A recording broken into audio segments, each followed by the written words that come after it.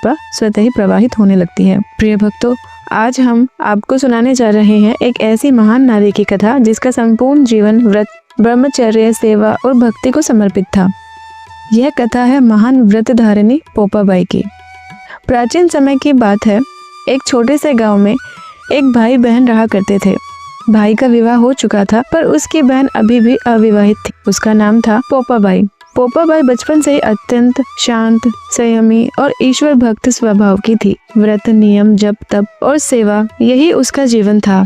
भोग विलास से उसे आकर्षण नहीं था। एक दिन भाई और भाभी ने पोपाबाई से विवाह के लिए आग्रह किया, परंतु पोपाबाई ने बड़े ही विनम्र स्वर में उत्तर दिया, भैया, मैं विवाह नहीं करूंगी। मेरा मन संसार में नहीं लगता। आप गांव के बाहर मेरे लिए एक छोटी सी झोपड़ी बनवा दीजिए। मैं वहीं रहकर अपना जीवन धर्म, तपस्या और सेवा में बिताना चाहती हूँ। भाई भाभी उसकी दृढ़ भावना को समझ चुके थे। भाई ने स्थान पर पोपाबाई के लिए एक छोटी सी कुटिया बनवा दी। झोपड़ी में रहने के बाद पोपाबाई ने गाँव वालों से हाथ जोड़कर कहा, यदि आप लोग चाहें तो अपनी गाय और बछड़े मेरी झोपड़ी के पास छोड़ जाया करें। मैं उनकी सेवा करूंगी, उन्हें जल पिलाऊंगी, उनकी देखभाल करूंगी। और फिर बड़ी नम्रता से बोले, यदि आपके घर में कभी कुछ बचा हुआ भोजन हो तो वही मुझे दे दिया करें, मैं उसी से संतोष कर लूंगी। इस प्रकार पोपाबाई ने सेवा, त्याग, ब्रह्मचर्य और भक्ति का व्रत धारण कर लिया। दिन रात वह गौ सेवा करती, ईश्वर का नाम जपती और प्रभु स्मरण में लीन रहती। धीरे धीरे उसका जीवन एक जीवित तपस्या बन गया। कुछ दिन बीत गए।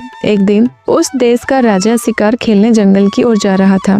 तभी उसकी दृष्टि गांव के बाहर बनी उस एकांत झोपड़ी पर पड़ी। राजा का मन विचलित हो उठा। वह घोड़े से उतरा और ऊंचे स्वर में बोला, यहाँ कौन रहता है? जब भीतर से कोई उत्तर नहीं मिला तो उसने दरवाजा खटखटाया। अंदर से गंभीर तेजस्वी स्वर आया, कौन है? बार बार मेरा द्वार क्यों खटखटा रहे हो? राजा बोला, मैं इस देश का राजा हूँ और मैं तुमसे विवाह करना चाहता हूँ। यह सुनते ही पोपाबाई का स्वर कठोर हो गया।